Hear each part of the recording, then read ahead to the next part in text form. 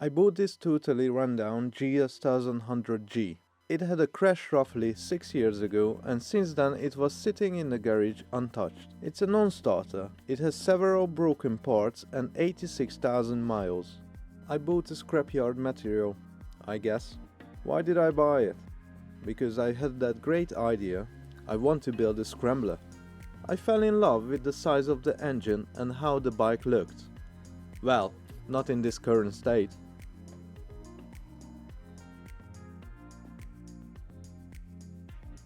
With the bike came plenty of extra parts.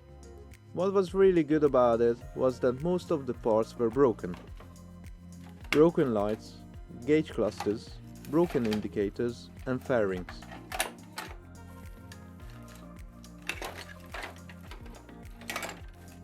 But a couple of useful parts were there, like this side cover, signal generator and new brake pads.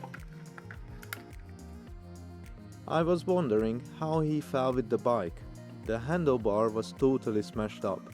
He told me a story about how the accident happened, which was unbelievable in my opinion. How much did I pay for it?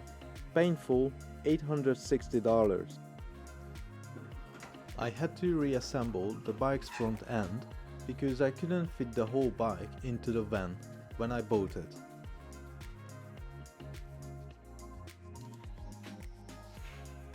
It is a huge bike and very heavy. 247 kilograms or 545 pounds the dry weight.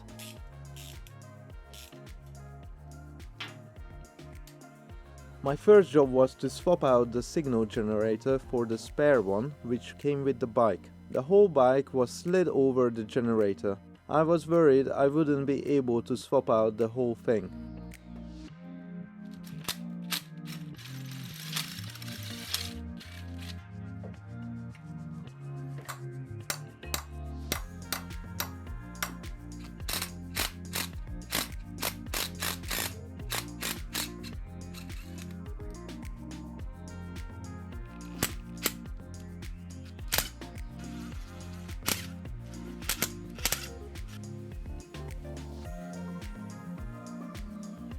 The other side of the lead was disconnected from the igniter unit.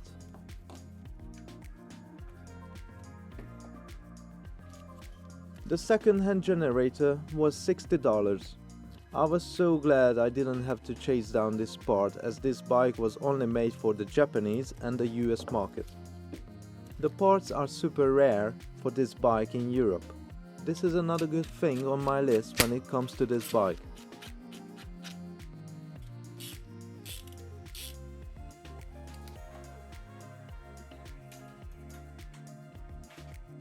Cleaning the carburetors was my next step on the list.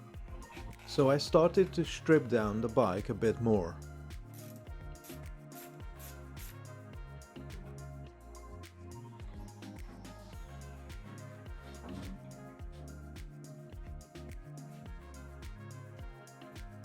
Why did I not wash the bike first?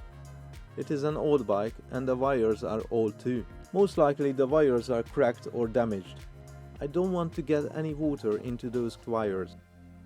I want to get the bike up running first before the big wash. After removing the air filter and loosening up 4 bolts, I was able to pull the carbs off.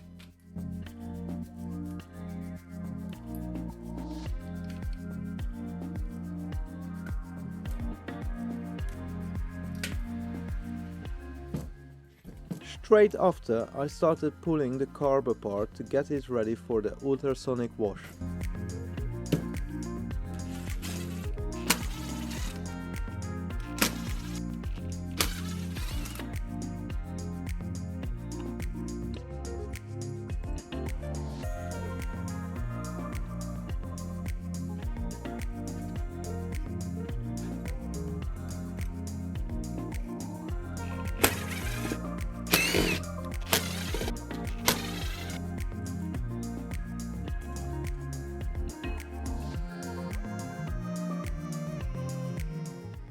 Remove the jets, seals, screws, O-rings, washers, pins, valves and floats.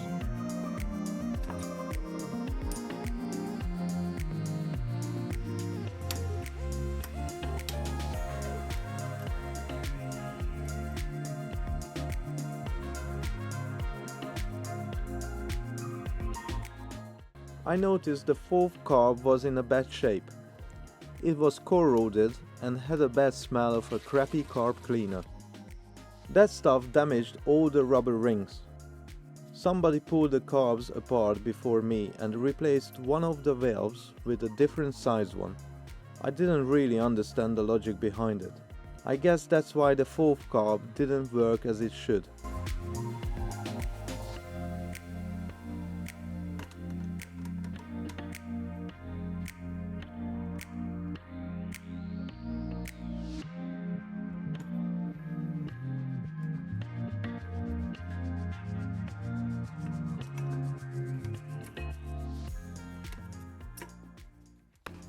Went into the bath for about an hour and I turned it around every 20 minutes. While the carbs were soaking in the water, I jumped onto the oil change job seat.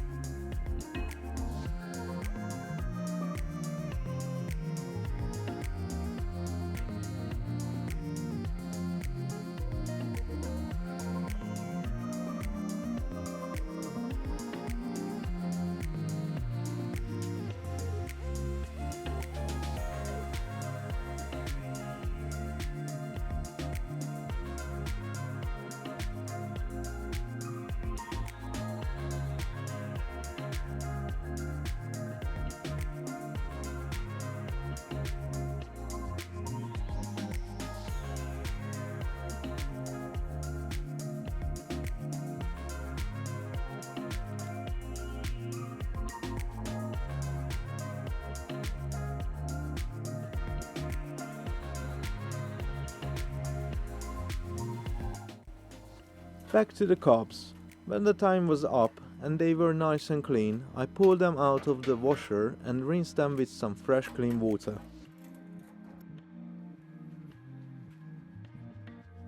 Then I started to rebuild the whole thing back together with new parts I sourced from a Chinese-made carburetor rebuild kit specified for this bike. The link for the kit is in the video description down below.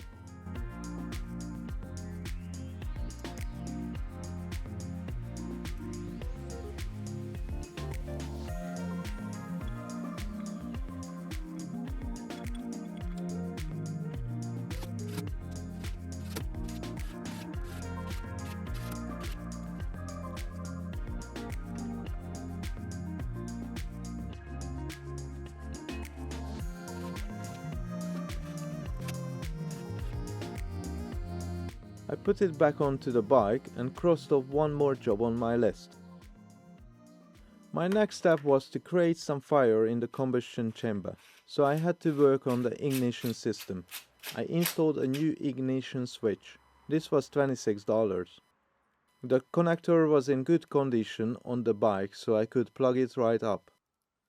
But I wasn't this lucky with the handlebar right switch connector. During the accident, it was damaged and shorted out. The whole connector melted slightly.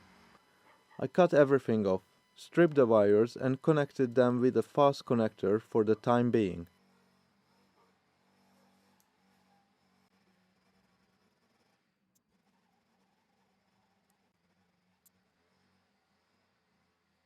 While I was working on the front, I noticed a little problem. Just another little problem. The wheel wasn't sitting straight. Yay! Another bent part by the crash. I pulled everything apart again.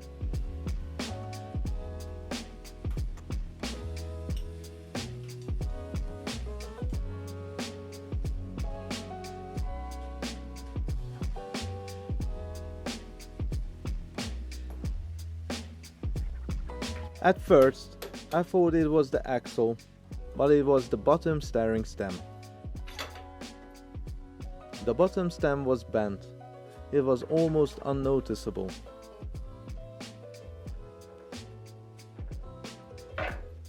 I got a second-hand one from England. It was $47 plus $24 postage. Total bargain. As soon as I began assembling it back together, I noticed all the parts were going together smoothly. I knew this issue was sorted.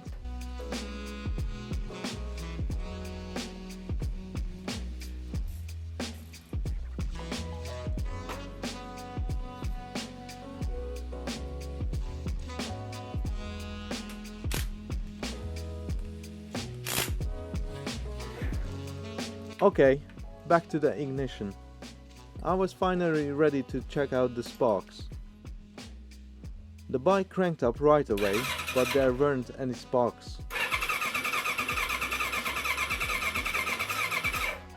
I started tracking down the issue with a multimeter by measuring the resistance in the connections. Everything seemed fine and showed the right numbers.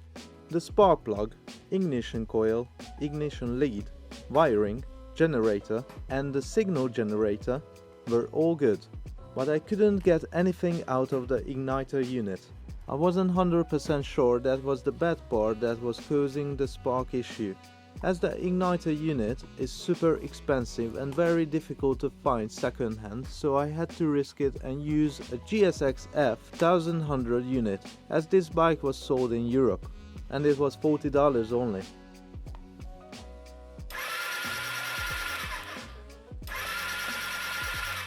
Then I had some sparks finally. I wasn't really happy with it, so I decided to upgrade to a car ignition coil with silicon carbon leads. These parts came off a 1.6 liter Mini Cooper, produced between 2001 and 2006. It was $30. Pretty good deal for an ignition upgrade kit, I think.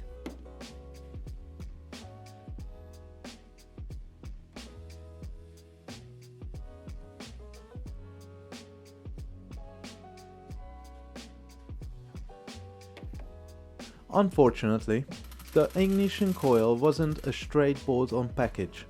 I had to make some modification to the bike for the right fitment. First, remove the ignition coils, cut the brackets off,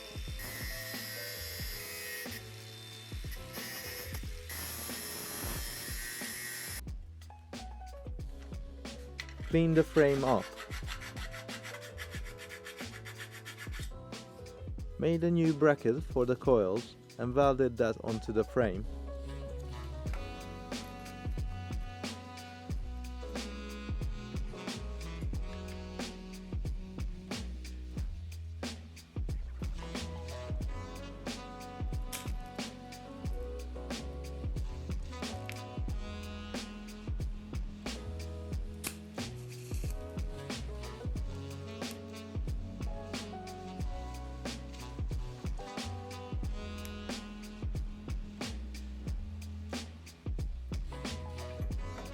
Then all left to do to bolt it in place and plug it up.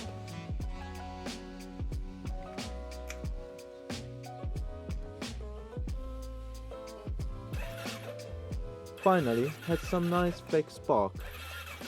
I was very happy with it. Fitted the bike with fancy sports air filters. It's a must. Then I put back the tank for the test start up.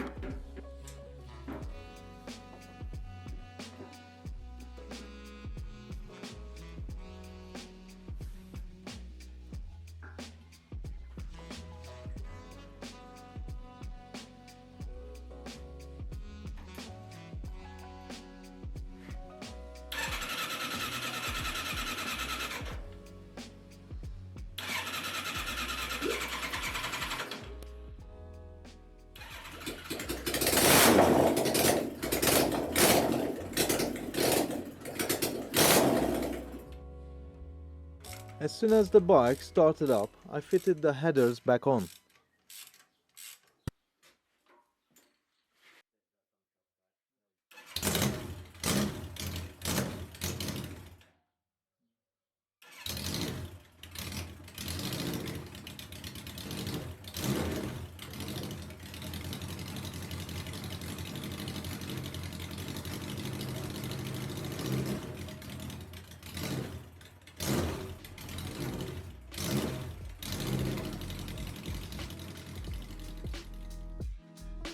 After all, I am very pleased I got the bike started up. Next time, I'll be working on the front, making a carbon fender and fitting the new parts on it. Please subscribe, and if you like the video, please hit the thumbs up button. Thanks so much for watching, see you in the next one.